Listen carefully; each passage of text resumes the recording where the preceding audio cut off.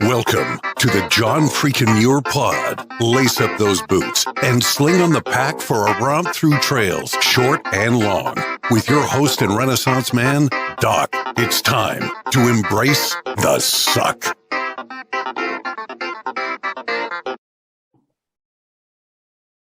Welcome back to another week on the trail. I'm Doc, and this is the John freaking Muir Pod. Let's start off with a reminder. If you are enjoying the podcast, take just a minute, help us out, leave us a review on Apple Podcasts. And if you're not enjoying the pod, well, just go ahead and keep that to yourself. All right. This week, we are hitting the road with Operation Adventure, and we're going to log some serious miles under our tires and trail runners as we cover the whole gamut of adventure living. Welcome to the John freaking Muir Pod, Sentry and Isabel. How's it going, you two? Hello. What's up? It's going stoked to be here. Thanks for having us. Fantastic. Now, Sentry, I have to ask, is that a trail name or is that your given name? Oh, that is my given name. I wish it was the trail name. That'd be cool. Well, it's a fantastic trail name. That'd be a great trail name to have. So I know you guys have logged some trail miles out there, and there is a unique American tradition of assigning trail names to people out there. Have you, in all your adventures, have you picked up trail names?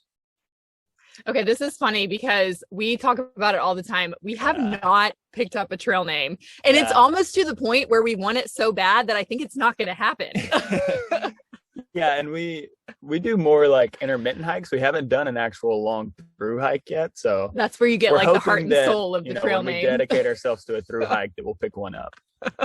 Right. Well, hey, maybe we'll discover some trail names during the episode tonight. That's right. You never know. Awesome. Okay, we'll be on the lookout. Now, as we are talking tonight, and if you're watching the YouTube video feed of this, you will see that they are calling in from a very interesting location. Describe where you are right now. Yeah, so we are actually in our van build. We are building this van for a good friend. We've kind of been dabbling in the van building business, Sentry mostly. But yeah, so we're in a half finished van. Yeah. And so are you living out of that van right now? So this is not the one we're living. I'm going to take over the conversation. I'm sorry. Yeah. So we actually live in a different ProMaster. This one is one that we're building for a close friend of ours. We just got done at the shop, which is why we were a little late. I'm so sorry. Yeah, okay. But so we just hopped in this van. Our van is it's back actually at his parents' house where we're storing it about for 2 now. hours away. Yeah. Okay. And where are you located in the United States right now? If you are in the United States. We are in the US currently. We're in Alabama right now. Yeah, that's where our family is from. So we're trying to get this business off the ground. So we're kind of we got a good shop built, like a shop set up in Alabama. Yep. Okay. I thought I heard a little Alabama in your voices there. Yeah, we've been in California for the last 3 years, and I thought I'd gotten rid of most of my twang, but I guess not. You're gonna hear y'all come out every now and then. Yeah. Love it. Hey, have you two had the opportunity to listen to the podcast before? Yeah, we have. We've listened to a couple episodes. Yeah. Okay, great. Want to make sure that you're familiar with a segment that comes towards the end of the episode called the Pro Tip Insight of the Week. That's where I will turn to you and ask you to share some trail wisdom out there for our listeners to make their next outdoor experience even better. So it could be trail wisdom, it could be travel wisdom, whatever fits. Cool. Okay. Yeah, love it. I'll be racking my brain. I got a lot of that. We expect you to drop wisdom throughout the episode, but you'll still be on the hook for that official one right at the very end. Okay. Save the good stuff for the end. Okay. All right. The Must Bring Gear Review. All right. Another feature we've been doing this season is the Must Bring Gear Review, sponsored by the ultralight backpacking gear company Outdoor Vitals. And here's how it works. If you were to let a stranger pack your bag with pretty much generic gear for a multi-day hike, what is the one specific piece of gear you would insist on being packed? And if you got a particular brand for that specific piece of gear, even better. So Sentry and Isabel, what is your must-bring piece of gear? And I'm always excited when I talk to a duo because we get two for the price of one. So I'm expecting an answer from each of you on this. Okay, you go first. If I had to pick one piece, it's kind of a luxury item, but it would probably be my camera pod. And it's actually made by Hyperlight. So it straps right here on my chest. And I found that if I pack my camera deep inside my pack, I basically never use it because I get so tired on the trail that I never want to sit my pack down and like take a picture or dig the camera out to take the picture. So if I've got it strapped right here on my chest, I'll come home with thousands of pictures versus like 10 pictures. That's a good one. That's right. And if something exciting happens on the trail in the moment, I mean, you don't have the time to dig through your pack and get it, right? It's right there on your chest. Yeah, like if you see an animal or something, like you want to have quick access. So that's like a key piece of equipment for me. That's a good Nice. one. Okay, let's see. What was so I would have a good water filter. That would be mine because I've actually gotten giardia twice, once in Africa and once in South America. And so I think mine would have to be like a good, reputable water filter. Okay. And Isabel, does giardia, does it live up to the hype? Is it everything it's all cracked up to be? So that's actually, there is a good story with that one. Cause I got it in Africa and it was a whole thing. It is everything it is cracked up to be. I had to go to the hospital, in Greece, which is where we traveled onward.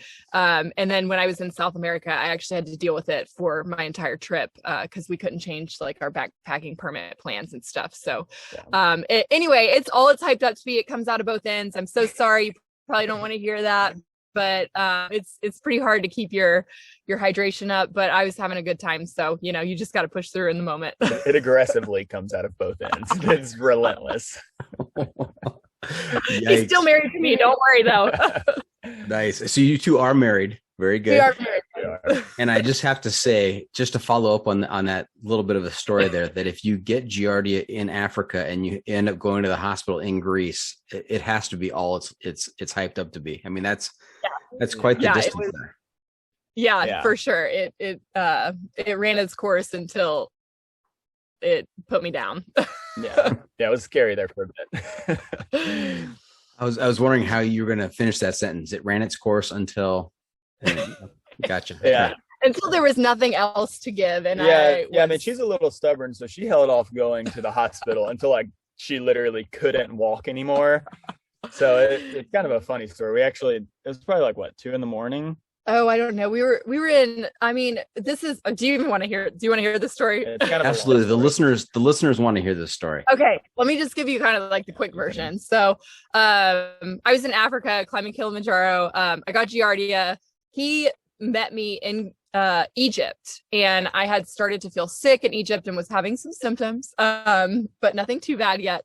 And then we flew to Greece. We booked this trip after knowing each other for 2 months. So we're across the country, super early in the relationship, and we're in the most romantic place in the world. We're on the island of Santorini, and I mean, let's just say, like both ends, like he carried me to the bathroom all throughout. Anyway, so we won't go into those details, but lots of things happened until I said, finally, you need to take me to the hospital. It's like 2 a.m. on Santorini. It's a side season, so the whole island's not even open. Googling a hospital, and we had rented a little moped because we thought that'd be cute and romantic, like a little motorcycle. So that's what we were driving. So he had to carry me, strap me on to the motorcycle, hold my arms because I'm just dead weight at this point. And he had to drive me to the hospital, which happened to be right next door. So he could have thrown me over a fence and gotten there it would quicker. Have actually been much easier to just push her over the fence than to like throw her across the scooter and drive around the island to the hospital. So it really is. It's a longer story than that. I mean, even in the hospital, there was a whole language barrier issue, and they had to call in the one doctor that lived on the island. So it was a whole ordeal. Whole thing. But I did get better, and I'm super thankful for those doctors and nurses. and a lot of information there. I have a few follow-up questions. Okay. Was there a trail behind the moped? there a trail? No. If there had been a trail behind the moped, I don't know if the relationship would have lasted that much longer. That would have been a little bit too much to handle that early on. But we were close to that though. Yeah, I mean, we were close. Luckily, the hospital was only like a few blocks away on the moped. Because, I mean, legit, she was dead weight. Like, I was like a sack of potatoes over the moped, one hand driving it around an island that I had never been on in my life at like 2 a.m. So it was quite the scene if you were there for it. Yeah. So Sentry, at this point, you are fully invested. I mean, you put more into this relationship at 2 months than, a lot of people go through in, a decade. So yeah, this must be true love. Yeah, I mean, it had to be because, I mean, I'm still here. So I imagine it can't get much worse. I hope. We have a few different sections in our discussion points, and I've got them labeled. It's kind of the love story aspect, your relationship, how you met, and then, the life of adventure and kind of what's next for you guys. And we've already embarked upon the love story aspect of this. And what a way to start with a story of giardia. I know, that's how they all go, right? It's not just me. Yeah, surely we're not the only ones. Love at first poop. I'm sorry, I said it. There you go. It came out. Nice. All right. Hey, I love talking about gear on the podcast. Even if you are not long trail through hikers, I mean, you guys have had some time out on the trail, and I'd love to hear people's opinions about gear. And to help us with that, we've got... It's the hiking pole. That's right. It's the hiking pole. And if you're wondering who that voice is, that's my youngest daughter, Half Calf, who helps out with the titles. She's not British or Australian or South African. She just likes to put on that nice accent. And you'll see as we go through the episode here, that accent kind of evolves until I'm not sure exactly what it is. But hey, well, shout out to Half Calf. Thank you for that. Yeah. It's a great podcast voice. Nice. So I've got 7 questions for you, and it's a little play on words, right? Hiking pole. It's not the kind you hold in your hand. It's actually like a survey pole, POLL. Okay. I think that's kind of clever, and I love the fact that when I explain that, there's no reaction from the guests. So you kept with that tradition. Thank you so much. So I have 7 questions. Oh, the hiking pole. Nice. That was the appropriate reaction. Thank you, Isabel. You're welcome. And you know what? I just thought of this. There's a name in that poop story. There's a trail name in that poop story somewhere. But you have the right to refuse. You have the right to refuse a trail name that you don't like. So I'm excited. Okay, we'll simmer on it. Simmer. Let it simmer. All right. So I've got 7 questions for you, and these 7 questions are going to help me put you on a scale from 1 to 100 in terms of how sane or how crazy you are. 100 is completely sane, and I can tell you right now, you're not going to get that. Just already from my conversation. And 1 is completely bonkers. All right. Okay. And bring it on. We'll see how your questions vary from each other. You may get the same score as a couple, or you may vary enough that I have to give you separate scores. Okay. All right. Yeah. All right. All right. First one's easy. Trekking poles or no trekking poles on the trail? No. Yeah, I'm a trekking pole person. No. Oh, I'm gonna have to keep a tally for each of you here. Okay. She's like the most anti-trekking pole person. I'm not anti-trekking pole. I just do not like them personally. I think they're very helpful, but not for me. And why is that? Do you think you look could you look more awkward with trekking poles than you did with giardia trying to get to the hospital? Honestly, I could have used those trekking poles trying to get to the hospital. No, I really prefer using my hands, like if I need it. And I get the whole downhill knee like problem and stuff, but I actually don't get pain in my knees. I get them in my hips, which trekking poles probably would help with that. But I don't know, my balance is better, and I could use them, and I'm sure I would get used to them, but I just don't really like them. Okay. And Sentry, you obviously find them useful, and you're not afraid to use them. Yeah, definitely not afraid to use them. I'm not like over ambitious with them, but going up and downhill, I definitely utilize them.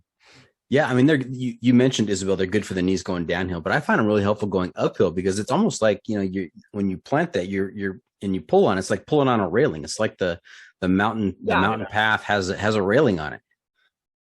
Yeah, I mean, I do get that, but again, for me, it's like I like to be able to use my hands to go up. And also I really like to have like a quick photo op thing. Like I'm a phone photo person, but I like to have my hand like boom, photo, and then back. Like I like to be able to use my hands. Boom Photo is also another great trail name. Boom Photo. Got it. That's great. And her little, if you're not watching this on YouTube, you're really missing out, because her hand motions and her mannerisms, classic. You need to, if you're listening to this on Apple Podcasts or Spotify, pause it right now, go over to the YouTube feed and enjoy it that way. Okay. I'm in trouble. Next question. Boots or trail runners? You go first. It depends on the terrain for me. If it's like super, super rocky, I kind of prefer boots. Most of the time it's trail runners though. And that's a pretty sane answer. Depends on the terrain. How about you, Isabel? Yeah, for sure. I'm pretty exclusively a boots person, but I have not done like a longer trail, and I am open to trail runners on a longer trail. I definitely get that. Okay. Now I just have to let you know, Sentry has not lost any points at this You're saying point in the trekking poll. He's pretty sane. Other than the fact there's an automatic point deduction for hanging out with Giardia girl, but yeah. Isabel, you've lost some points, and we'll see how that continues. Okay, here we go. Your preferred shelter system: tent, tarp, bivvy, hammock, or cowboy camping? I'm mostly a tent person. I've slept in a hammock a few times, but I can nap very well in it, but I never sleep for the full night very well. Sentry, that is the best answer ever. I have said the same thing many times. I take the best naps in a hammock. No way I can sleep a complete night in a hammock. Yeah, I move too much during my sleep. So every time I want to go to one side or my back or then the other side, and you can't sleep really on your side in a hammock. So for the whole night, it just doesn't work for me. Okay. How about you, Isabel? And Isabel, you're going to go first on the next question. You keep making Sentry go first. I'm going to put you on the spot. Yeah, she wants to hear my answer first, so she can think about it. Tent for me. Tent all the way. I like hammocks, but ever since we've been together, like I would hammock single, but especially double tent for sure. Yeah. Okay. And is that what you guys bring? You bring one single tent for the both of you to sleep in? Definitely. Yeah. Okay. It's not two single person tents side by side. It's a 2-person tent. Well, I mean, it depends on, how the day at home was going before we left for the trail, but usually we share a tent. Yeah. Or if there's any giardia involved, I might have my own tent. Sentry, you are wise beyond your years, sir. It's got a 100. I'm going for the perfect. All right, Isabel, you're first here. Okay. Your preferred sleeping system: sleeping bag or quilt? Okay. Sleeping bag. I've never tried a quilt, but I'm also a chronically freezing person. So I feel like the sleeping bag is for me. Yeah. Yeah. Okay. I've never tried a quilt either. So yeah, I don't really have any experience with the quilt, so I've only used the sleeping bag. Okay. All right. Good answers. And this next question, big possible point deduction here. This is a dangerous question depending on how you answer. So here we go. How about when it comes to food? Are you guys stove people, cold soak, or stoveless? I feel like we can answer this one together. Yeah, You ready? 1, 2, 3. Stove. Stove all the way. We've never tried any other option. He's really upset that I just made him do that together. Yeah, you were way too excited about that. Yeah, we haven't really ventured into cold soaking at all. And then like stoveless seems kind of like absurd to me, but I guess some people are into that. I feel like we're doing very generic answers for people who haven't done like a long trail. Yeah, that's true. I think that's okay. It's always interesting to get the perspective from people about these kinds of things who maybe have not done a long trail. I venture to say that most of our listeners are not people who have done a long trail. We talked to a number of people who have done long trails, but your average person out there has not. I mean, who has that kind of time? Right. Of course, I'm talking to the people who just spent a month in Patagonia. So who has that kind of time? Yeah. Okay. Last question. When you pack your bag, do you pack for comfort or for speed? Comfort. Yeah, mostly comfort. Me.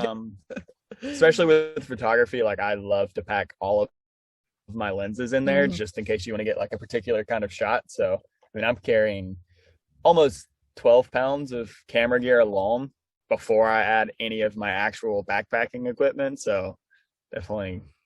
And we also like really love like we backpack. I mean, again, this is not knocking anybody's like experience in backpacking, but we backpack to enjoy the views. And we haven't experienced like doing that long trail where you're kind of like going through some days where you have to you just got to do it. Yeah. So all of our trips have been, we want to enjoy this. We're doing it to see, wherever we are, rather than we need to knock it out type of thing. Yeah. Okay, really well done, guys. That was a very interesting hiking poll. Let me do some quick math here. We're going to carry the 4, going to divide by the square root of 2, multiply by pi, and adjust for the height of Mount Whitney. And Isabel, you come out with an 85, which is a really high score. That's generally there's an automatic 20-point deduction for our long trail through hikers. So the highest they could get is 80. So you're already above them, 85. All right.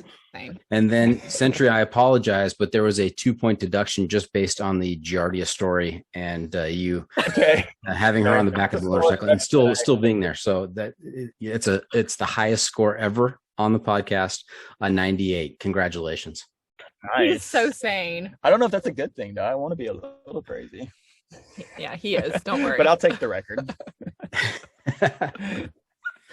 All right. Hey, before we get too far down the trail, let's back up a little bit. We want to hear about your backgrounds, where each of you grew up, kind of what kind of sports and hobbies you were involved in growing up, and then how did you get involved in the outdoor adventure cult? Yeah. Okay. Okay, I'll take it since I keep putting it to you. Yeah. So I grew up in Huntsville, Alabama. I grew up playing soccer my entire life. Like that was my life. It was my identity. I went to college, got college paid for, played Division I soccer. That was literally my identity. And Isabel, then I knew you were a soccer player. I could tell. I have 3 soccer playing kids, and I got the vibe. I got the soccer vibe from you. That's so funny that you say that. Because it is, I mean, you can spot him, I feel like, if you know it. Yeah. Do you ever follow, if you've seen so that, funny. It was a Twitter account or I think it was a Twitter account. It was bleeped out, of course, but it's shit soccer players say. Oh, for sure. You see that with the 2 girls? I think the 2 girls ran the account. Oh, and then they're hilarious. Yeah. There's so many of those. Oh yeah. I love them. And they're all so relevant too. Yeah, accurate, right? Awesome. Accurate as they are. You can 100% be 100% accurate. Yeah. Hey, have you watched Ted Lasso? It's so funny because no, I haven't. No. Oh, you guys need to watch Ted Lasso. Find a way. It's on Apple TV. I know a lot of people don't have Apple TV, but it is well worth your time, especially if you are a soccer fan. Okay, I'm gonna have to watch. Yeah, I don't know if you've heard the premise before. Do you know what the show's about? No, okay. Not at all. So we're gonna diverge a little bit here from the story. I apologize. Maybe our listeners will like this, maybe not. I don't know. But Ted Lasso is about this English Premier Soccer League team who the owners are going through a divorce, right? And the wife gets the team in the divorce, and she knows that her husband, her ex-husband, loves nothing more than the soccer team. So it's her mission to destroy the soccer team. So she immediately fires the coach, and she hires a guy by the name of Ted Lasso, who is a Division II football coach that just won the Division II football championship in America. and brings him over to be the head coach of a Premier League soccer team, even though he knows nothing about the sport of soccer. Right. And Ted Lasso is Mr. Positivity, teamwork, nothing gets him down. And it's just his approach and his impact on the team. It is like the feel-good story of the year. So just tune in. It's a lot of fun to watch. And if you're a soccer fan, you'll appreciate it. Okay, I'm excited. Yeah. Cool. Okay, so where were we? I apologize. What were we talking about? Your background growing up. Background. Okay. Yeah. So once I graduated college, I mean, that was it for me with soccer as it goes. So I tried to kind of turn my energy into something else, and that ended up being that outdoors. And I started with backpacking, and then, we'll talk about it later, I guess, but I met him, and then we got into rock climbing, and then mountaineering a little bit. So I just kind of like snowballed into all these different activities, and it kind of focused that energy of competitiveness, but also like the love of the outdoors. It kind of just all honed in together and cultivated this kind of like adventure loving life. Yeah. Other than soccer, did you have any kind of outdoor experiences? Was camping part of your life growing up with your parents? Yeah, so it actually was not at all. Not even a little bit. My first camping trip was with some girlfriends. It was actually for my birthday. We did like a glamping trip. We went to like a state park. It was in college, and we went to the state park. We had a cooler full of beer, the usual, and a guitar, and just me and my girlfriends were out there glamping, as they say. And that was my first experience. And I mean, I slept in a hammock, and I loved it. And I was like, we gotta figure out how to do more of this. So that kind of started my camping experience, which is funny because I was a late bloomer, but now I love it. Like, all we do is sleep in a van or outdoors.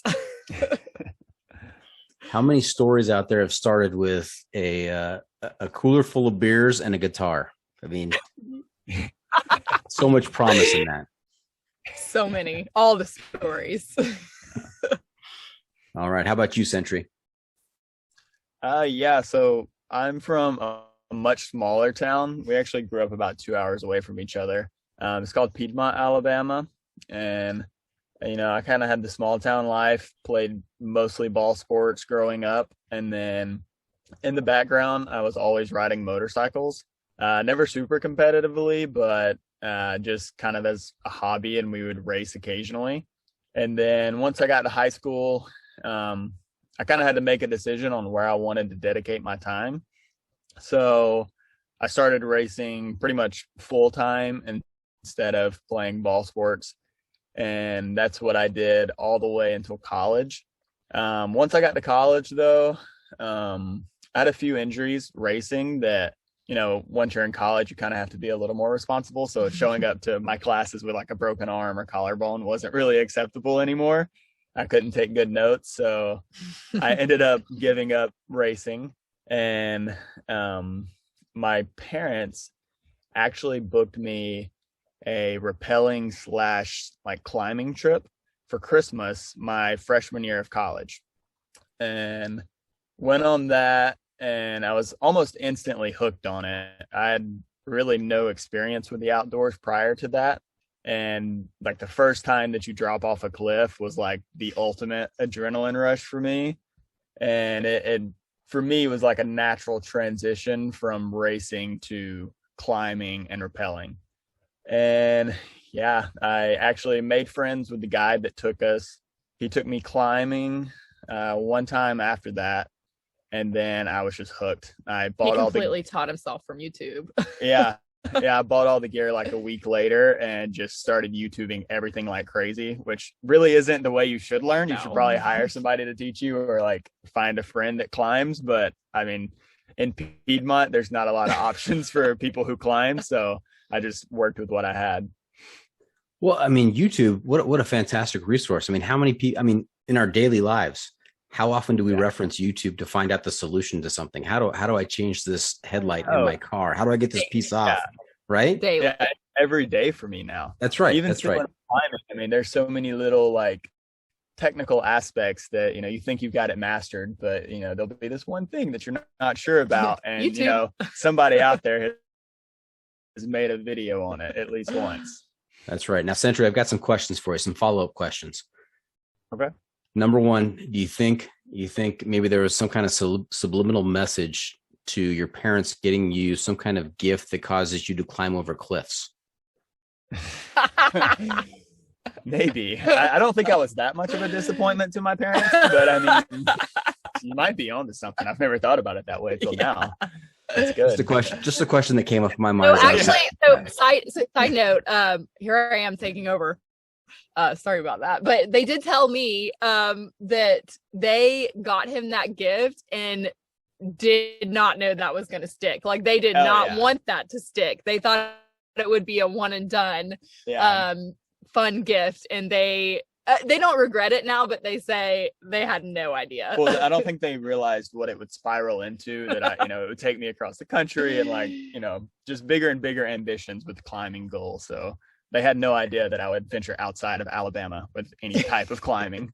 You think maybe they're in counseling now, telling their counselor, we gave him that gift of rock climbing, and now he's living in a van. Yeah, it's all downhill from there. Pretty much. Hey, another question I have is tell us a story of your worst injury in racing. I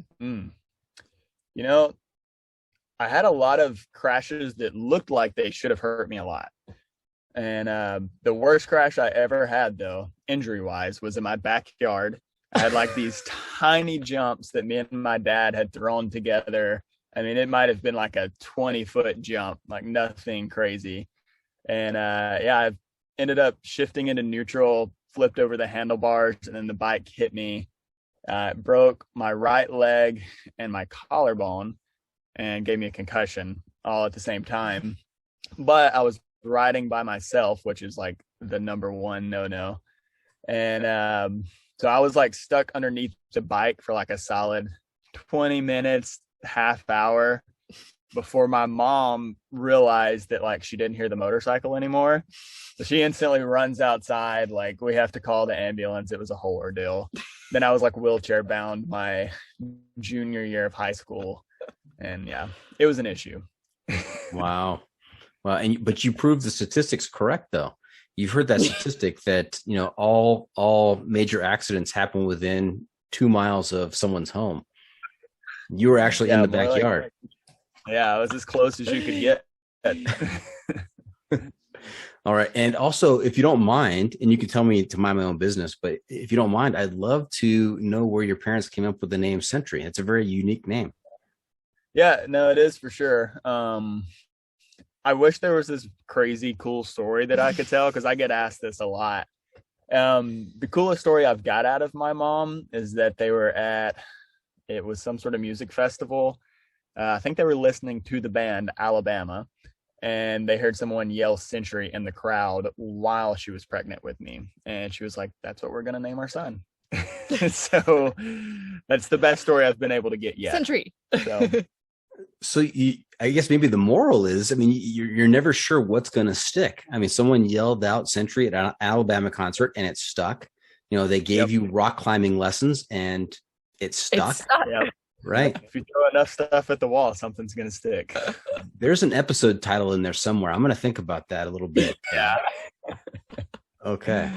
Hey, before we move on to break right now, what do you do to finance your adventures? How do you support your van life adventures and your travels across the world? Yeah, so I feel like I should start just because of how the timeline goes. But I am a travel nurse, and so by that definition, I can move every few months and take a new contract. I work about 6 months out of the year. That's by choice. So financially that is difficult, but we like to dedicate at least 6 months to adventuring. And so we're pretty tight knit with our finances, but it gives us what we want and gives us the lifestyle that we like to live. And also with travel nursing, I can work in any state. I choose where I work. So that helps us with our adventuring because we can go anywhere. And then with him. Yeah. Well, before we Yeah, move on so to I went to Sentry, school. before we Oh move yeah. on to Sentry, just a point of interest here. My oldest daughter, who was a soccer player, who had her career ended in a miserable ankle injury, where Oh she actually no. eventually had to have her ankle fused. Um, she is now a labor and delivery nurse. So Oh, it's interesting that awesome. we've gone from soccer player to nurse, It's a which is type. pretty cool.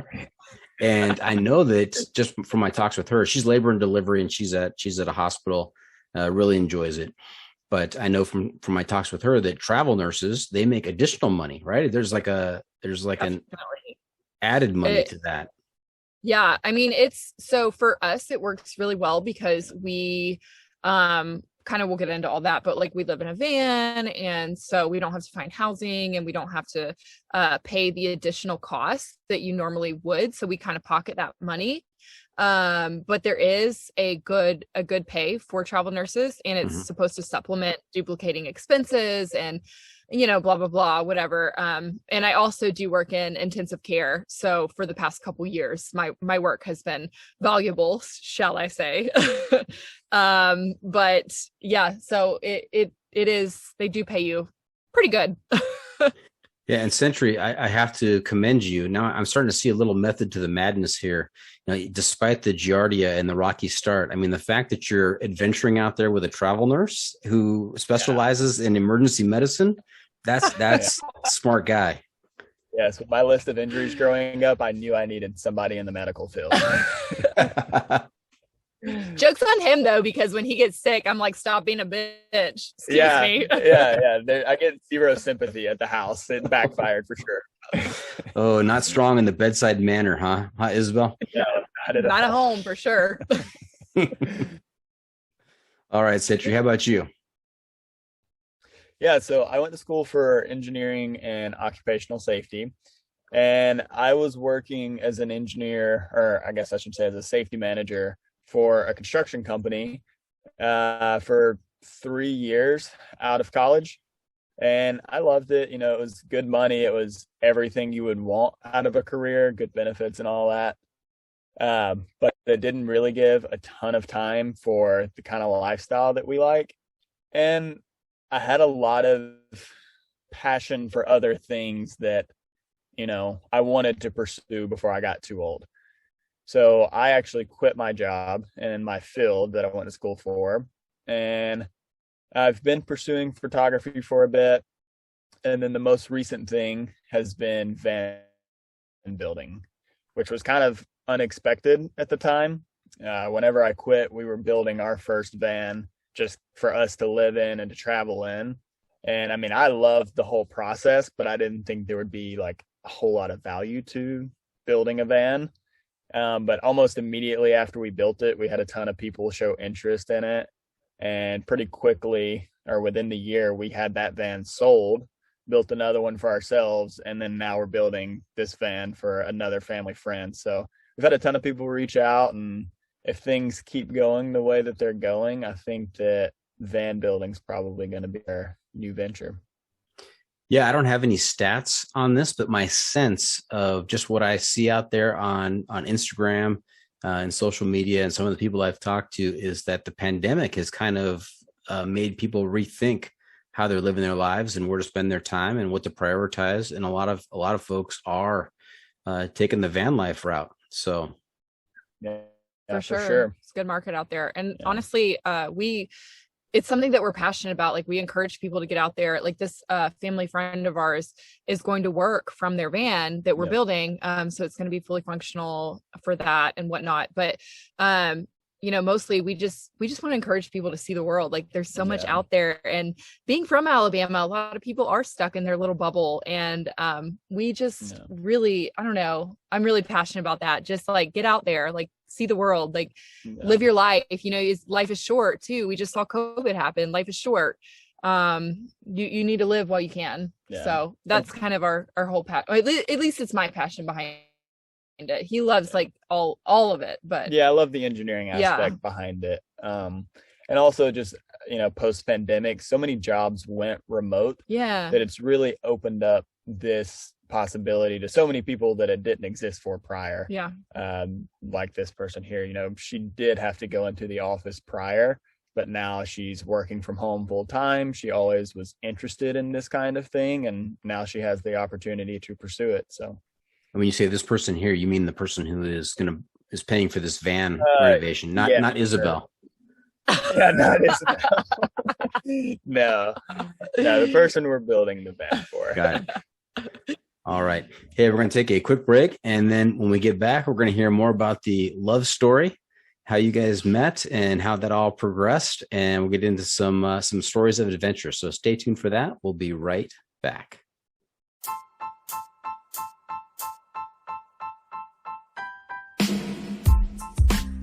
The John freaking Muir Pod is sponsored by Outdoor Vitals, the ultralight backpacking gear company whose mission is to improve the mental, physical, and emotional health of mankind by facilitating impactful outdoor experiences. Outdoor Vitals creates innovative technical products with confidence-inspiring education that empower outdoor ultralight adventurers. Their focus on performance enables you to live ultralight with gear you can actually be confident with. Whether you're looking for an ultralight sleep system, shelter, or pack, or if you're looking for top quality apparel for the trail, you can find it at Outdoor Vitals. Do yourself a favor. Live ultra light.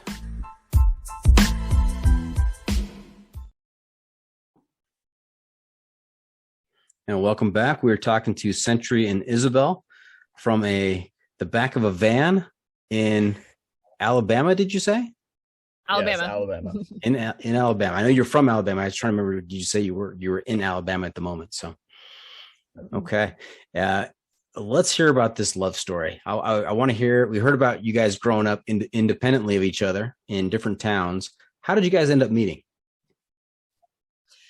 So, we ended up meeting, okay, so let me just start with my part of it, and then he'll give you his. Yeah. I worked for a hospital. I'm a nurse, so I worked at a hospital in Alabama, and I met a girl there. Well, wait, were you treating him for one of his injuries in the emergency room? No, I wasn't, but I wish I was. That would have been way cooler. That would have been really cool, but no. So I met a girlfriend there, and immediately, like the same day we met, we just hit it off. We like, you're my people type of thing. So a week later after we met, she texted me and said, hey, do you want to go on this backpacking trip in Canada? I've got a bunch of random friends coming. Nobody knows each other. It's going to be really fun. And I said, sure, I'm going to book it. So I booked that trip. Little did I know that went to college with him, and she told him the same thing. And he had booked the trip also. So we go to Canada, Banff National Park is where we were backpacking, and we're on the same trip together, and we just hit it off as friends. Like, we didn't know that we, whatever. It wasn't like love at first sight or anything. And we were backpacking near a glacier, and it was kind of bad weather that day. We were pretty hungover. Sorry. We had drank a little bit the night before. So we all went and started hiking out towards this glacier, and the rest of our group said, okay, this is ridiculous. We're turning around. This is so far away. We're not going to do it. And we're kind of bushwhacking. We're definitely off the trail. Yeah. So me and him were kind of like, we look at each other and we say, that's so lame. Like, why are you turning around? And we decide we're just gonna keep going. Plus a stranger that we met, but that's a whole different story. So me and him keep going, and the group turns around, and we just spent the whole afternoon like backpacking out to this glacier. And again, we got back and didn't think anything of it. Wasn't love at first sight. We weren't in love with each other at that point, but our friends say that when we come back, they noticed like it was over. It was me and him from that point on. Okay. So let's pause for a second, because Isabel, you've been pretty aggressive in saying that it was love. It was not love at first sight. You said it twice, very clearly and distinctly, not love at first sight. I have to check in with my boy Sentry here. Sentry, was it love at first sight? I mean, since she said no, obviously I can't say yes. Well, maybe it wasn't love at first sight for her, but it could have been love at first sight for you. Yeah. Was it not? Yeah, I mean, I would say there was interest, but it wasn't like love at first sight. There was definitely a lot of interest when we got back from the glacier, though. That was Should kind I tell of, the story? yeah. Should I tell it? Not yet.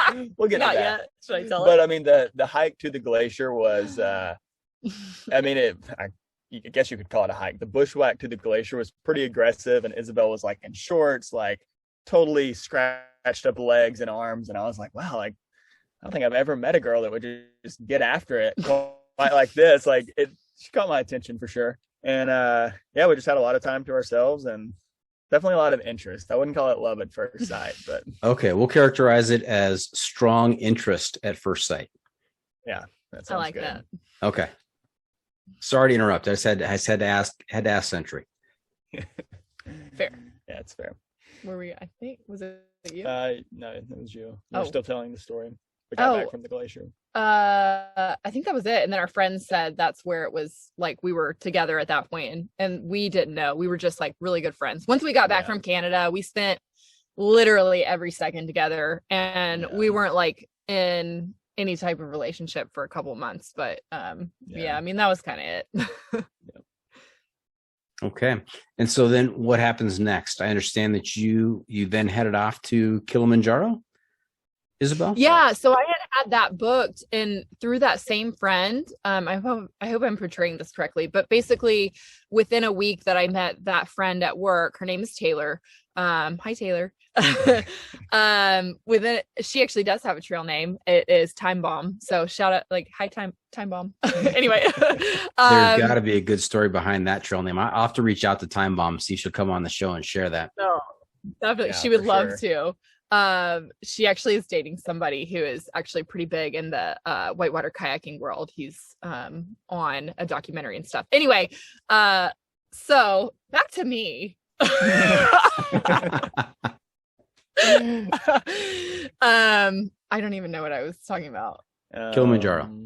Yeah. So that same week that she reached out to me to go to Canada with these random friends, she texted me a link to W.H.O.A Women's High on Adventure to go climb Kilimanjaro with a group of women. And I said, hell yes. And we put a deposit down that day. So within a week of knowing each other, we were going to climb Kilimanjaro the next year. So that happened. We went to Canada. We hit it off. I extended my trip to Kilimanjaro for like 2 months. And that's when he met me at giardia. We've already talked about that.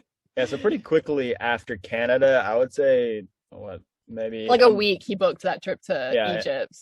When we got back from Canada, there was probably a month gap before we took off to Egypt together. So, I mean, we literally had just met each other, hung out like every weekend in between. And then she was like, hey, do you want to go to Egypt with me after this trip? And I was like, I've only been out of the country to Canada, but sure, I'll go to Egypt. And we were together since then. That was it.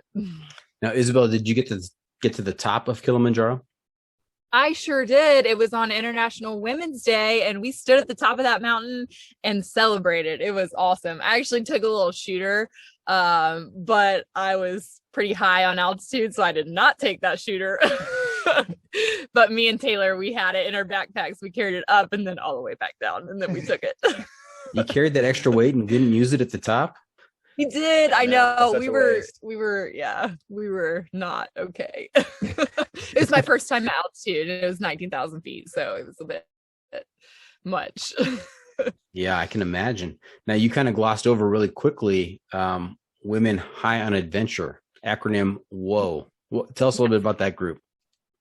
Yeah. So it is W.H.O.A, Women High on Adventure. It's a group that brings women together to go on international adventures or local adventures as well.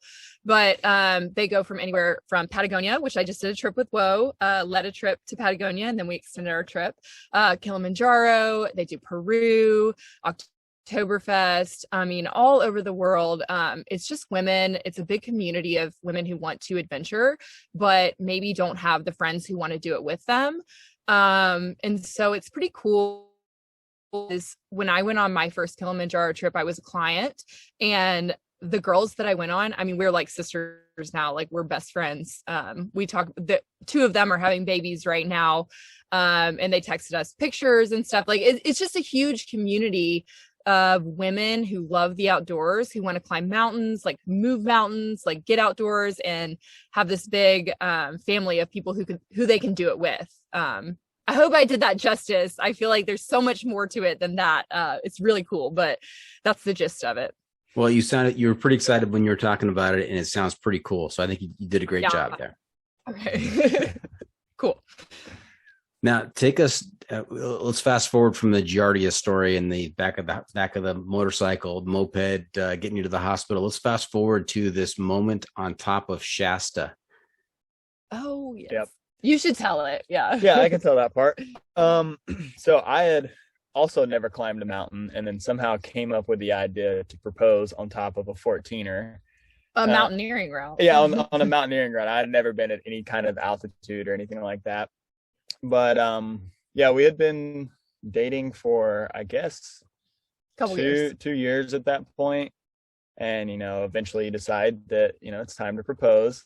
And I couldn't really figure out how I wanted to do it. And I knew that it couldn't, like, neither one of us were really interested in like getting a whole big group of people, or like doing the surprise ceremony with a photographer in the distance. Like, that wasn't really our thing.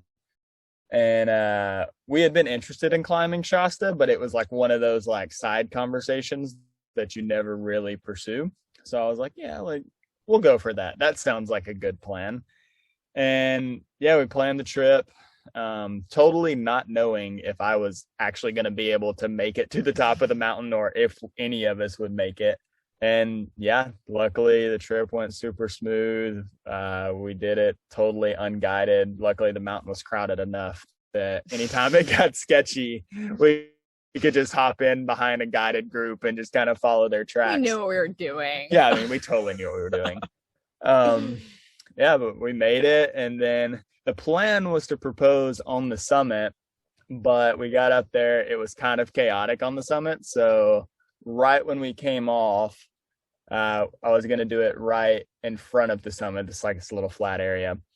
And I was trying to convince Isabel to take a picture with me. I was like, no, like this is a great picture opportunity. We should totally stop here. And she was like, no, I'm freaking exhausted. I want to get down this mountain. She's like, I'm over it. And I'm like, I'm kind of like altitude sick at this point. I'm like, am I making a good decision? Should we just skip it? Should I do another thing? Luckily she did decide to take the picture. And yeah, we have like a whole photo series of me proposing and then her falling down to the ground. I'm not sure if it was like from the altitude or because she was excited or in shock, but we'll go with it's because she was excited. What a story. A Sentry, that's pretty bold. Picking an activity like getting to the top of Shasta and proposing. Not sure if you're able to do it or if she's able to do it, but that's the moment you picked. We're going to do it this way. And it all worked out. Yeah. I mean, that's fantastic. Yep. Yeah. I got to give another shout out to Time Bomb, our friend Taylor, because she was up there with us and she took those photos. Yeah, she did take all the photos, and then she actually hid the ring for me the entire time. Yeah, she was a critical part of that plan. Now, Isabel, I have to ask, did you have any inkling when he invited you to Shasta and also invited Time Bomb, any inkling whatsoever that this could be something special, that he was planning something? I had zero inkling, and which is what I asked him for. I was like, I do not want to know. I don't want to have my nails done. That's lame. Like, I don't ever do that anyway. But anyway, no, I had no idea. He had actually in December for Christmas, he had gifted me a trip back to Banff over the summer where we met. So I thought, maybe, but I'd also told him that I wanted a nice ring. And I really didn't think he could afford it at that time. So she had so much faith in me. I had no idea. And then I tried to bail on Shasta like the week before. I was like kind of nervous, but I was kind of putting a cover over it, like, oh, what if the weather is bad? Like we don't know what we're doing. And then Taylor kept being like, stop being a bitch kind of thing. So yeah, we went up there and I had no idea. That's probably why I fell over in the snow, but I had no idea. Well, that was my second question. Did you fall over because of altitude, just lack of oxygen, or was it just total surprise and astonishment and total joy at the moment? 100% it was shock. I mean, I was so fully shocked. It had come from being pissed at taking a picture, like literally like this in a picture, if you're watching the YouTube portion, but I was angry to, oh, crap. This is happening. So yeah, it was amazing though. It was the perfect, I mean, for us it was the perfect proposal. Yeah, I love that. Sentry, she was pissed at you. She was pissed that she had to take that picture. She had that look on her face, and you still, despite that, you carried through. You asked the question.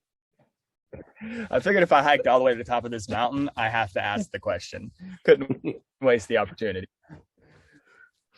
Fantastic. And not only did you not only did you propose to her on top of Shasta, but you also have some other mountains and outdoor activities involved with the rest of your romantic story. Where did you guys get married, and where did you guys honeymoon? Yeah, so I feel like I'm taking over everything. That's fine. Yeah, go ahead. So we actually got married just like in the courthouse, like nothing too crazy, and then we did our. Was it the courthouse in Nepal? I feel like I should tell this story. Let me tell it. Yeah, I mean, you probably tell it. He hates love. Yeah, I mean it. But you seem to be so good at it, Sentry. Yeah, no, it's I mean, we did our elopement in Yosemite on Tap Point. But that was like that was the excitement. Yeah. Okay. Yeah, I'm sure I left a lot of details out. No, it's fine. But in trouble so Sentry's version of events. Sentry's version of events, Isabel, is we got married in a courthouse and then we went to Yosemite. Is there more to the story? Except for there is more to the story. So we did get married in South Lake Tahoe, surrounded by all our friends. That they had no idea that we were going to sign papers that night. We just happened to have the court papers drawn up. Yeah. And we our friend was going to be the minister. So anyway, she signed it, and we were basically doing it for insurance reasons at that point. Yeah. And then we were going to have our ceremony, quote unquote ceremony, in Banff, where we met, the summer of 2020, and Canada closed their borders because of COVID. And so that did not happen. So we were just going to like have a little ceremony on top of a mountain, with our close friends. We were going to hike up and whatever. Yeah. Not a big deal. Drink a bunch of beer, good stuff. Yeah. And there's so that didn't happen. There's that cooler of beer again. We're gonna have that big cooler of beer, and it was gonna be great. Yeah. Anyway, that didn't happen. So the next year I had an assignment in Bishop, California, which is a really tiny town on the Eastern Sierra side. Oh, we are very familiar with Bishop. This is the John freaking Muir pod. Yeah, you're right. So I was on assignment there, and we had some friends that we reached out to, like within the same month. I texted them and said, hey, I just really want like a couple of wedding photos. Like can we do like our vows in Yosemite, and would you take our pictures? Yeah. And they said yes. We picked a date within 2 weeks, and I like ordered a dress off Facebook Marketplace for like $100, and we went out there and we took some photos, and they were awesome. We did our little ceremony. Our parents like flew out and stuff. It was pretty beautiful. It was perfect for us. Yeah.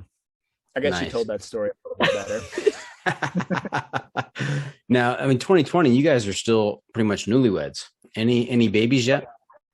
Oh no. We have a dog and a cat, actually. That was I knew the answer. I knew the answer to that question. Okay. I was trying to get to the fur babies. So you get to it. Go ahead. Because I have in my notes here, did you have the cutest pup and cat ever?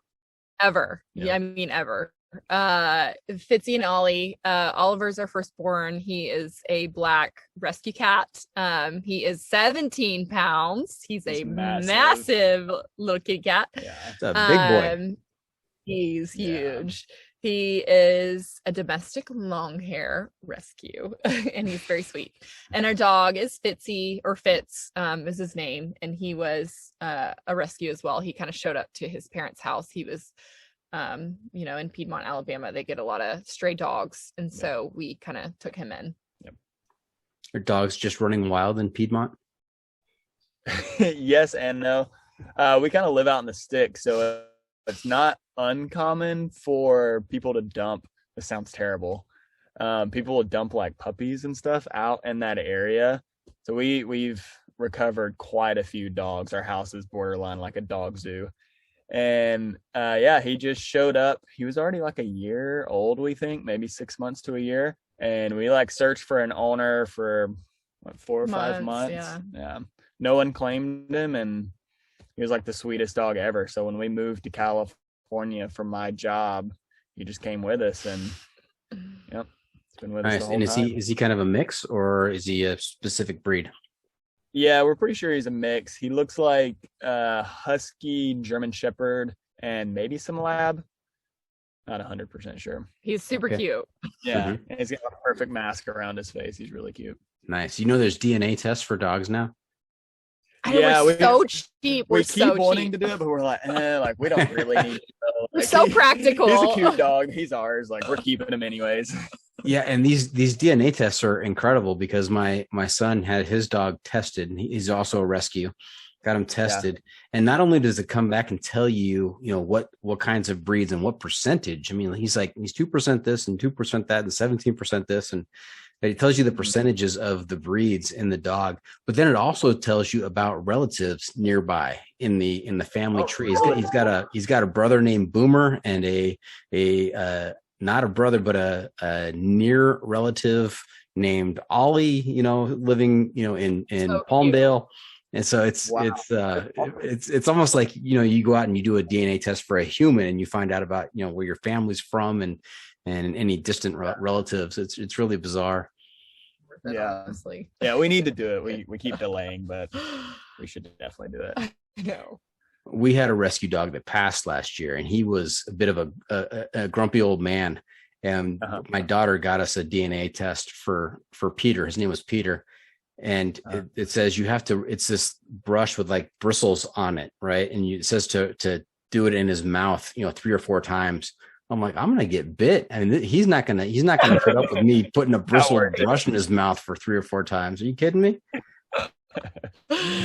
Oh yeah, ours would not like that either. Yeah, he would not be a fan. I'm very sorry for the loss, though. Yeah. All right, hey, let's move on to some stories of adventure. So I have a number of things here in the list that are very intriguing. How has van life been going for you guys? Is it enough space? No, never. Yeah, there's never enough space. But prior to living in the van, we had lived in our travel trailer for like 2-3 years going on. So it was really just like a slow downsizing effect for us. So moving into the van wasn't too much of an issue, but there's definitely a learning curve. It is a very small space to share with 2 people and 2 animals. So I always like to say, like I said this the other day, we don't like living in a van. We don't like to live in a small space. It's not fun to live in this tiny box. But we love what it gives us. We love the opportunity of travel and adventure, and we love getting outdoors, and we love that we're mobile, and we love that we're not attached to one specific area. So it's a trade-off. We don't like to poop in a toilet beside my spouse. We don't like this is like too much. I'm sorry. But we don't like to, shower at a gym. We don't like to do laundry at a laundry facility, but we love what it gives us. Yeah, sure. I mean, there's a give and take. There's a give and take in any situation, right? If you just have to prioritize. And if you want to live in a big house, I mean, there are things that come with a big house. There's property taxes, there's lawns to mow, there's a pool to clean, or whatever you may have to do, and you're tethered to that. I mean, that's where you're going to be spending the majority of your time. Van life, there's a give and take with that as well. And the give is that you get to be on the move, you're mobile, and you get to see a lot. Yeah.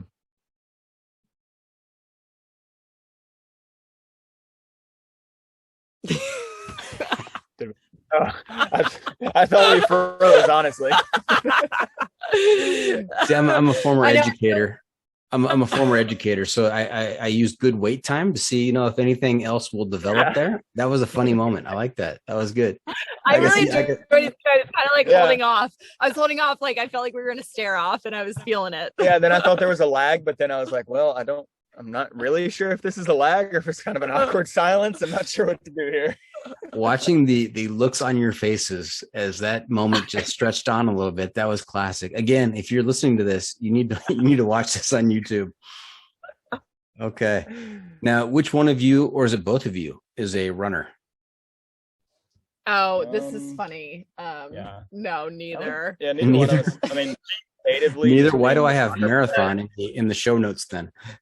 No, okay. So that's me because that's important to me. Like that's one of those things where I said it was one of those things where I hate running. I hate running. He's never been a runner. We don't like to run. But I said that I will run a marathon before I die. I just will. I don't know why. There's no reason for it. I want to do it and I'm going to do it. Yeah. And so I told him that pretty early on. And then I just like never signed up for a marathon. And one day he came to me and he said, I signed up for this marathon. You can come cheer me on or you can do it.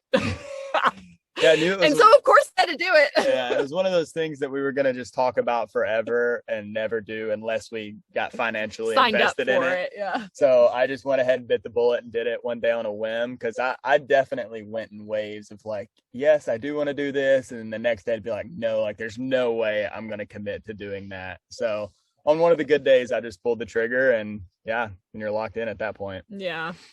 The best thing about running a marathon is being able to tell people, hey, I ran a marathon.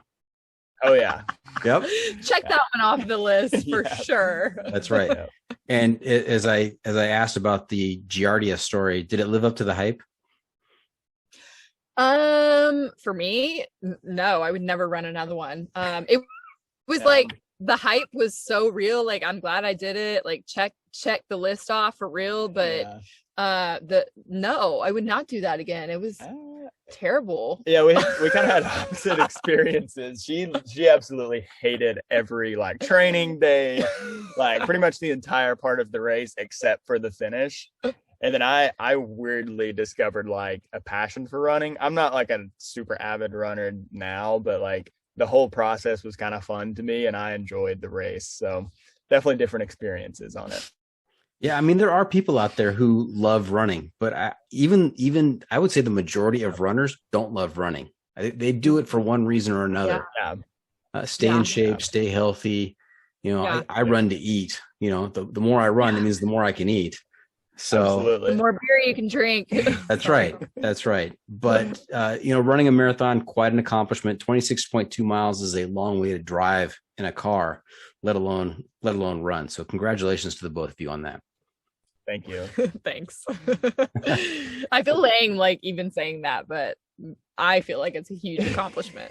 Absolutely. Anyway, sorry. I tell my son, he's run a few marathons. I've done 4. He's done 3, I think, at this point. And I think I'm done at 4. I think that's it. I don't see that's a lot.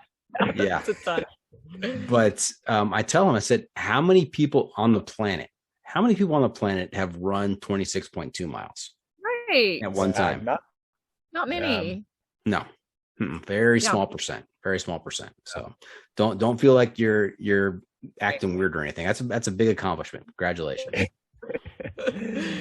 All right. Hey, let's talk about some rock climbing. Okay. Sentry's rock climbing lessons. They obviously paid off. You guys have done some climbing in Yosemite? Mm-hmm. Yeah, we've done a little climbing in Yosemite. Nothing too crazy yet, but we have some big goals there. Especially now that we're mobile in the van, we're hoping we can spend like an entire climbing season just in Yosemite and really hitting some of those bigger goals.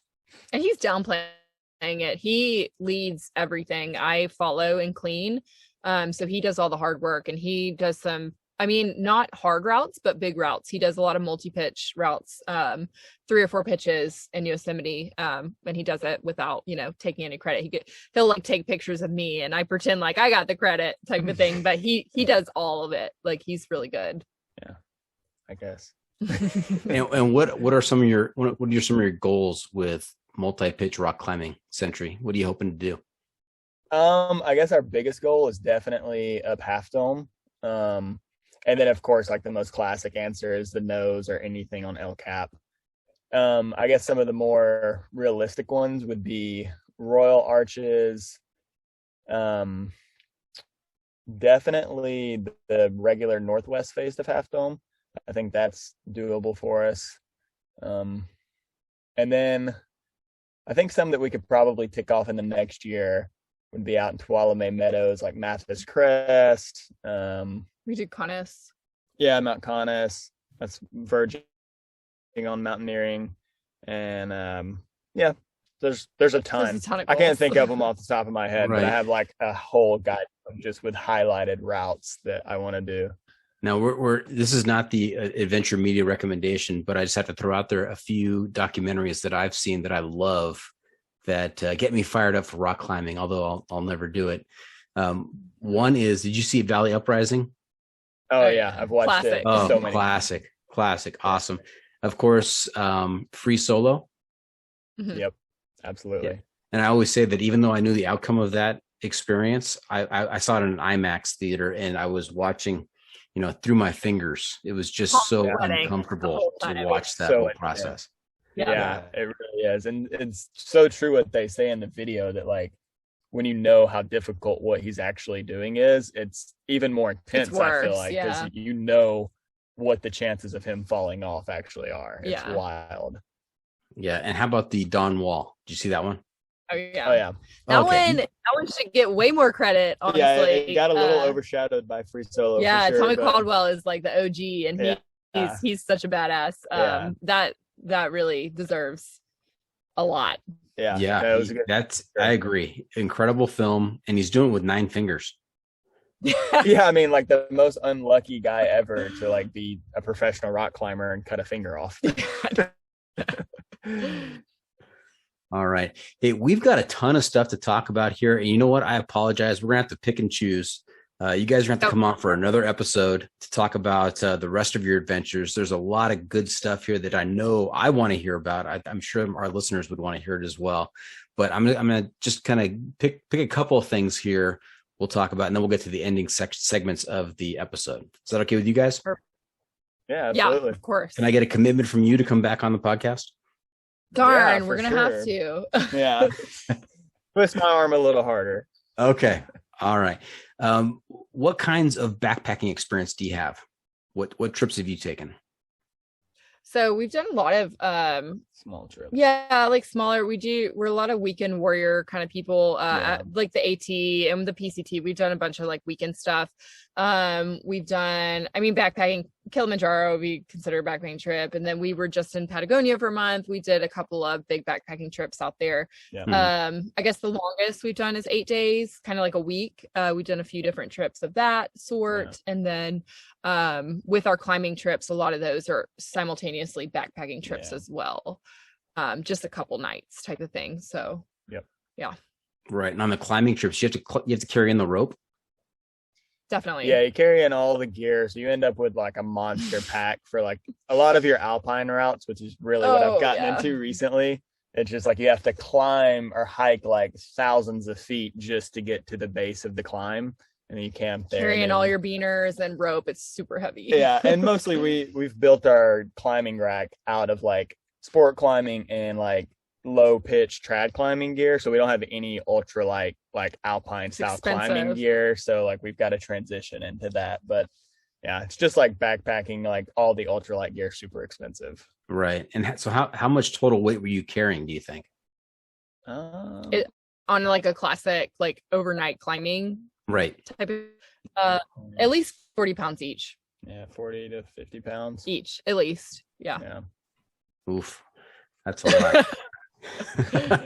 That makes my back hurt just thinking about it. All right. Yeah. Before we move on here, please tell me the story of Half Dome with the cables down. Okay, because it's kind of a long story. So we had hiked Half Dome before regularly. And one of my girlfriends was coming into town who I played college soccer with. Her name is Skylar. And she had never done any rock climbing or anything like that. I told her, we have an adventure in store for you. And she said, okay, cool. So we pick her up from the airport and we drive straight to Yosemite, stopping only one time at the grocery store to pick up a bunch of beer. So we camped the night before and we drank way too much beer. Yeah, for the 4 a.m. wake up call. And we wake up at 4 a.m. to go climb Half Dome. This is before the season opens, before the cables are put up. So we go out and all we have are a couple of Cliff Bars each and a little bit of water. And we go up there, climb the 5,000 feet to get to Subdome, and it's covered in snow. We don't have any snow gear. Yeah. Our friend Taylor, or Time Bomb, had come with us. She had carried one set of yak tracks or spikes, and one of us, I don't remember who, had one set of trekking poles. So there were 4 of us total. 2 of us each had one yak track, and the other 2 had one pole each. And we go up Subdome in the snow. I mean, like, we're post holing knee deep in the snow, going up like this rock face.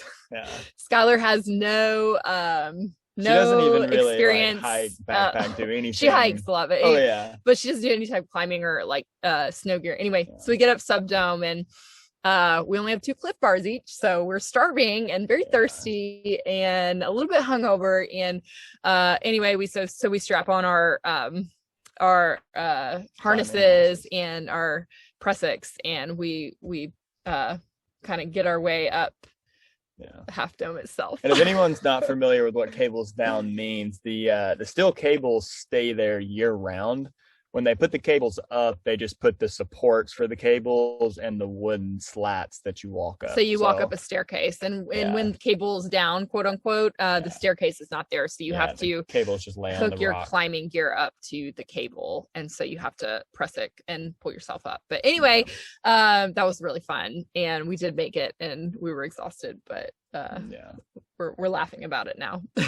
Yeah, it was a big day for sure. This definitely sounds like type 2 fun. It wasn't fun when it was going on, but fun to talk about it afterwards. Definitely. No, I know from firsthand experience that Half Dome is terrifying with when the cables are up, and people have died on Half Dome. And just envisioning you guys out there with the cables down in those kinds of conditions and what it took to get to that point and then ascend. I mean, that's wild. It was a good day. It was fun for sure. Yeah. Okay. Well, unfortunately, we're going to have to put all the rest of the great talking points on hold, put them on the back burner until the follow-up episode with Sentry and Isabel. Guys, you know where we are right now? Where are we? I don't know.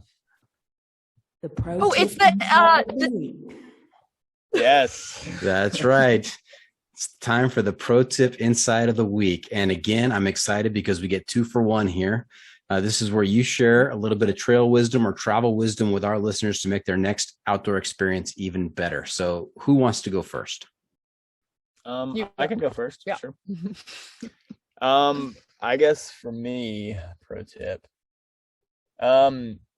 Really, anytime I go on like a climbing trip or any sort of backpacking trip, carrying a good mid layer is such a lame pro tip. But like a good solid mid layer is probably my favorite layer, because if I'm just wearing like an athletic tee, I can get cold. If I'm wearing my puffy, some mornings I'll like sweat too much.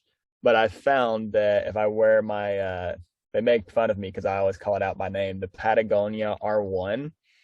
It's hands down probably my favorite piece of clothing. It's discontinued now. Sorry. Do they not make it anymore? That's such a bummer. Yeah, it's like the best mid layer I've ever found, and it regulates temperature so good that I can wear it in almost any condition from like 30 degrees to around 70 degrees. Nice. How about you, Isabel? So mine's gonna be a little bit weird. Why am I not surprised? I know. Anyway, so this is something that I would never, ever, ever invested in. We're pretty frugal people and we don't like to spend money where we don't have to. But for all you ladies out there, you should invest in a great merino wool underwear. I get the thong version. I'm sorry, this is TMI, but it changed my life. It's $30 a pair. It's from Icebreaker. That's the brand I would suggest. It's very breathable, and when you're on a multi-day trip and you don't have a shower, this is way more important than you would think. And I really saw the price tag and I said no for years, and then I got a pair and now I have a lot of pairs. So anyway, that's my pro tip. Okay. Isabel, congratulations. This is like episode 155 of the podcast, and the first pro tip involving a merino wool thong. I'm so sorry. You're one of a kind. This is great. And you know what? With that, having said that, we have to have arrived at a trail name for you by this point. I mean, there are so many stories. What do you think, Sentry? Is there anything in there that we can pull from? I don't know. I mean, there's got to be something. I feel like I can't give it to you, though. I just know too much. I'll say no if he gives it to me. I feel like. Yeah, if I suggest anything, it'll be. I feel like, so. I don't know. I feel like it has to come from the trail. Yeah. What do you think? Do you have anything off the top of your head? Just so many inappropriate ones, though. I don't think she'd like them. So I don't even want to put them out there. I just let it hang out there like that. Just let people wonder. We're hoping the Sentry would put them out there. Yeah. I don't want to put it out there. I have to live with her, so I have to be careful here. That's right. Smart. All right. So there you have it. That's it. What's it? Say that again. Oh, I was just saying that's a slippery slope for him. Anyway, but slippery slope. Slippery slope. Sentry and slippery slope. Is that it? That might be it. That might be it. So many things we talked about tonight. We're on a slippery slope. Maybe that's it. Maybe that's it. Okay. Try it out. Use that in your regular life for a while. Nurse slippery slope to the nurse's station, please. Nurse slippery slope. Maybe we'll go S squared. I like it. S squared. Very good. All right. So there you have it. That's it. This episode is just about in the books. Hope our listeners enjoyed our time with Sentry and Slippery Slope. Want to thank them for joining us this week. Hey, how can our listeners keep up with you two on social media, and where can they find updates on your latest adventures? Yeah, so you can keep up with us at our Instagram, which is operation.adventure. And then I don't know if you want to talk about the website. And then our website, where we put like all our blog posts on how you can do the things that we do, operation-adventure.com. So yeah, check us out there, and you can always DM us, ask us any questions. We are available for anything, and we love to meet new people. Yeah, for sure. Yes, I can confirm they're very responsive, unless they're in Patagonia. Then they're out of touch. That's fair. All right. Remember to check out the pod on social media as well. We're on Facebook, YouTube, Instagram, Twitter, and TikTok. And if you have comments or clips you want to share, you can send it to me at johnfreakinmuir@gmail.com. The Adventure Media Recommendation. Oh, there's Half Calf again. Hey guys, I'm also looking to you two to share a recommendation for a book, a movie, documentary, some kind of adventure media to keep our listeners connected to the outdoors. We're calling this our Adventure Media Recommendation. What do you have for us? I've actually got two. So there's a good book called The Sierra Phantom that I'd never heard of. I've never seen it advertised. Say that one more time. You broke up just a little bit, Sentry. Say the title again. It's called The Sierra Phantom, and it's a really good book about a guy from Bishop who lived in the mountains, essentially. And then there's a really great YouTube channel. I'm trying to remember the guy's name. I think it's Tyler Caro, for anyone that's a climber. Pretty low-key YouTube channel, but he posts incredible climbing content. All GoPro footage, like just super personal climbing content. Okay. Hey, before I forget, have you guys seen Wide Boys? I've seen it advertised a lot. I've never watched it because I can't find the free version. I'm like, I'm so cheap. It's so bad, but it's wild documentary. Wide Boys. Yep. Okay. Check that one out. Okay. Isabel, what do you have? I guess there's a couple of documentaries that I really like, and a recent one would be, well, there's a few. These are pretty, I feel like they're like classic now, but The Alpinist is one, and 14 Peaks is another. I'm sure you've all heard of it. And then kind of an older one would be Meru. That's a pretty gnarly documentary, and I would totally suggest that for anybody, even if you're not into outdoors. It's pretty cool. Yeah, all I think we've mentioned 6 or 7 documentaries in this episode. All of them top notch. You need to check them out if you haven't seen them. So definitely. Okay. What have we not asked you? Oh wow, half cap really getting wild there.